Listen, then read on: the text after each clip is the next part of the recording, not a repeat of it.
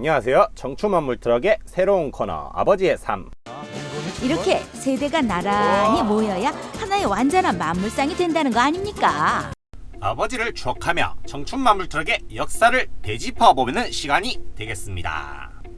저는 이제 혼자가 아니라 새로운 가정을 꾸리는 새로운 가장이 되었답니다. 자, 우리 아버지는 과연 과거에 어떻게 살았는가 한번 봐주시죠. 1호차 내 차예요. 이 차는 90%가 주방기구가 실리가 있는데 주방용품이 실리가 있는데 한 200여 가지가 돼요. 청춘만물트럭의 창시자 되겠습니다. 우리 아버지께서는 턱수염의 수염이 참 뭐라 그럴까요? 아주 멋지다고 많이들 이야기하시던데 정말 포스가 느껴지지 않습니까? 아버지에 대해 진솔한 이야기를 하기 전에 구독, 좋아요 한번 눌러주이소. 자, 그러면 이제 이야기 시작하겠습니다. 원래 제가 끼도 많고 재밌는 사람이란 소리도 많이 듣고 살았는데 아버지 이야기를 이틀 전에 준비하면서 좀 이야기가 무거워진 느낌이라서 좀 차분하게 이야기를 했단 말이에요. 근데 사람들이 너무 무겁다, 그래 똑같은 이야기라도 충분히 재밌게 할 수 있는데 굳이 무겁게 가지 않겠습니다. 한번 재밌게 출발합니다. 출발! 우선 아버지께서는 그 세상에 이런 일에 출연할 때가 최초의 방송 출연이었고요. 그 이후로는 인간극장, 다큐멘터리, 그리고 생생정보통 이런 다양한 방송에 그 MBN의 산호라면 그런 다양한 방송에 많이 출연했다 이겁니다.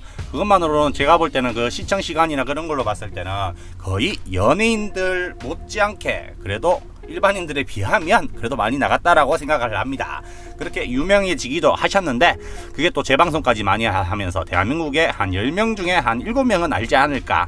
요즘 젊은 사람은 이제 시간이 좀 지나서 모르겠지만 그 당시에는 그렇게 꽤나 유명했던 분이십니다. 자, 그럼 무엇 때문에 유명해지셨냐? 그 아들과 딸, 젊은 20살 청춘들을 나이 드신 60된 할아버지가 트럭 3대를 끌고 전국을 누리면서 만물장사를 시작했습니다. 그게 계기가 되었는데요. 저희 누나도 여자로서 큰 트럭을 몰고 있는 게 이슈도 되긴 했지만 우리 아버지의 그 어마어마한 추진력 그리고 가족 간의 그 단결을 많은 사람들에게 보여주면서 우리 아들 딸은 안 저러는데 그러면서 정말 사람들이 존경하면서 좋아하더라고요. 그리고 우리 아버지가 멘트나 톡톡 쏘는 그런 말들이 또 센스나 유머들이 넘치셨습니다. 자, 그럼 어떻게 이렇게 자식들을 데리고 다니면서 이런 리더십이나 결단력 그리고 추진력이 좋으셨는지 한번 이야기를 해볼 건데요. 아버지께서는 우선 1947년생입니다. 만약에 살아계셨다면 지금 만으로 74세가 되시는데요. 과거에 아버지께서는 그러면 출생부터 이야기를 해보면 그냥 대구 시골 구석의 그 농부의 아들로 태어났습니다. 그리고 당시에 아버지께서는 7남매 중 장남이었습니다. 그래서 리더십 같은 거나 책임감은 그때부터 좀 강해지지 않았나 싶습니다. 아버지께서는 장남이기도 했지만 머리가 상당히 또 비상하게 좋았습니다. 그 당시에 개성 중학교 가면은 그 대구에서 탑 클래스 학교, 거기에 시험을 쳐서 합격했다 아닙니까? 합격!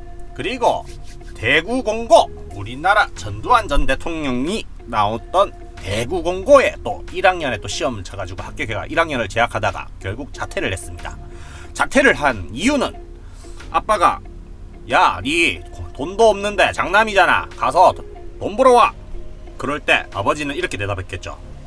아버지, 나 구두 닦기 싫소. 나도 공부하고 싶단 말이요. 제 동생만 챙기고 왜 나는 공부하지 말라 하는 거요.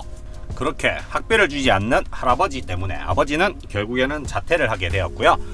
그 덕에 둘째 동생은 열심히 공부를 해서 결국엔 나중엔 서울대까지 입학하게 됩니다. 대구공고를 중퇴한 17살 장남으로서 아버지께서는 공장도 다니고 구두도 닦으러 다니고 대구 시내에서 좀 놀기도 놀았다고 합니다. 그렇게 한 1년 반 했는데 도저히 그렇게 해서는 동생을 공부시킬 돈도 안 생겨서 또 아버지께서는 하사로 군대 입대를 18살에 하게 됩니다. 운동신경도 기가 막히게 좋으신 우리 아버지께서는 군대 입대해서 바로 태권도 5단 자격증도 따셨고요. 그리고 교관 생활로 복무를 하기 시작하는데요. 그러면서 밑에 애들 교육은 오지게 또 열심히 시킨 것 때문에 리더십 하나는 또 끝내주게 좋았던 건 아닌가 싶습니다. 그 교관 우리 아버지가 교관이었고 태권도 5단이었으면 저와 누나가 어릴 때 얼마나 힘들었겠나 생각해 보십시오. 어쩌다가 한바탕 더 빠지게 맞았다. 옛날 군대 교관 스타일답게 어릴 때 좀 맞기도 많이 맞으면서 크기도 했습니다. 원래 애들은 맞으면서 큰다는 말처럼 저는 반항도 별로 안 해서 좀 덜 맞았는데 저희 누나는 반항을 좀 많이 해서 조금 더 맞았다고 봅니다. 여기서 저희 누나와 아버지가 싸울 때 어떻게 싸우냐, 막 치고받고 막 소리 지르면서 싸우는 경우도 간혹 있었지만 보통 장난스럽게 많이 싸웁니다. 아버지 수염이 있잖아요. 수염을 막 뽑으면서 누나는 도망을 갑니다. 그럼 아버지는 아직 기운이 있을 때에는 막 쫓아가가 다리를 걸고 넘뜨리면서 태권도로 막 장난치면서 땅바닥에 뒹굴면서 노는데, 정말 애들 또래 애들 둘이가 재밌게 노는 것처럼 참 재밌게 노는 모습이 저는 차라리 부럽기도 했었습니다. 그런 모습들이. 저희 누나는 그렇게 맨날 맞고 아파하면서도 절대 포기하지 않고 아빠 수염 5개 뽑았다 10개 뽑았다 하면서 또 좋아하더라고요. 저는 어릴 때 내성적인 또 성격이라서 애들한테 좀 맞고 오는 경우도 있었는데, 아버지는 내가 이런 사람인데 니는 왜 맞고 다니냐 하면서 샌드백도 사주셨는데, 결국에는 저한테는 운동신경이 둔하다고 절대 태권도는 알려주지 않더라고요. 그래서 그냥 조용히 학교에서 때리는 친구들 피해 다니면서 살았습니다. 그렇게 교관 생활을 몇 년 하다가 또 큰 돈을 벌 수 있는 기회가 찾아오는데요. 바로 월남전 참전에 대해서 그 자의로 가는 사람들한테는 월급을 더 주는 그런 제도가 있었을 겁니다. 용기 있으신 아버지께서는 제가 가겠습니다 하고 바로 날아간 게 아닐까 싶은데요. 배 타고 한 달 반 가까이를 월남까지, 그 당시에는 배도 속도가 느렸나 봅니다. 대형 함선이었으니까 가는데 한 달이 넘게 걸렸다고 해요. 가는데 한 달 넘게, 오는데 한 달 넘게. 아버지께서는 월남전 갔다가 한두 달도 안 있고 바로 귀환했다는 사실이 있던데요. 그 이유에 대해서는 궁금하시죠? 다음에 이야기할 거예요. 어쨌든 그렇게 젊은 날 청춘을 바쳐서 군대에서 그 고생한 돈, 그리고 군대에서 나오는 비누 남은 것들부터 생필품들까지 다 꽁꽁 싸매서 집으로 보내고, 월급 전부 다 집으로 보내서 동생들 7남매들 먹여 살리고, 그렇게 해서 공부시켜서 그렇게 고생하면서 살았었습니다. 그렇게 해서 우리 아버지께서는 열심히 군대 생활을 했던 것 같은데, 아버지의 증언에 의해서는 2차 파병인가 3차 파병일 때 아버지께서 월남으로 갔다고 합니다. 근데 가서 한 달 채 되지 않아 다시 배를 타고 복귀를 하게 된 사연이 있다는데, 그것은 아버지께서 그 당시에 10몇 명의 분대원들의 분대장을 하고 있을 때 뭔가 하나의 사건이 터졌다고 합니다. 그 사건이 궁금하신 분들은 구독하고 내일 영상 올려서 준비하겠습니다. 내일은 토요일인데요.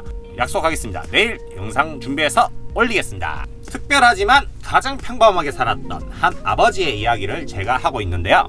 그 사람의 이야기가 궁금하시다면 좋아요, 구독 부탁드립니다. 그리고 이렇게 아버지 회상록도 준비하면서 장사 영상도 꾸준히 올릴 테니까 많은 관심 가져주시기 바랍니다. 감사합니다.